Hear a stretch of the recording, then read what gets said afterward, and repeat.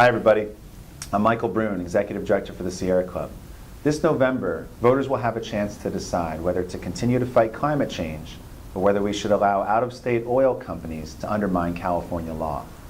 Proposition 23 would roll back the Global Warming Solutions Act, which was a landmark piece of bipartisan legislation that is just about the most important climate change bill that's been enacted in the country. This measure was put on the ballot essentially by out-of-state oil companies. 97% of the money that's gone behind Prop 23 comes from big oil. 80% of that money comes from just three companies, Tesoro and Valero in Texas and Koch Industries out of Kansas. If California is to lead our country towards a clean energy future, we have to defeat Prop 23.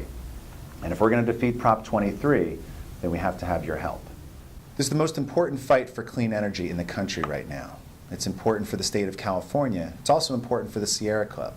The Sierra Club, of course, we got our start here in California. We have more than 200,000 members in the state. We've got 13 chapters and our national headquarters are located here. My wife and I are raising our family here in California. It's just not right for out-of-state oil companies to come into our state and undermine California law.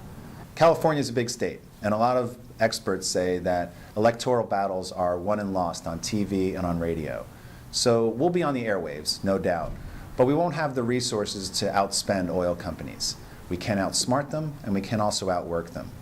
So we're going to be very strategic about how we deploy our resources in this campaign.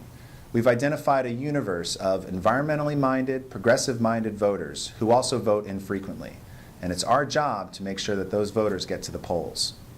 We've hired 8 full-time organizers who will be working throughout the state, and those organizers will be mobilizing hundreds of volunteers.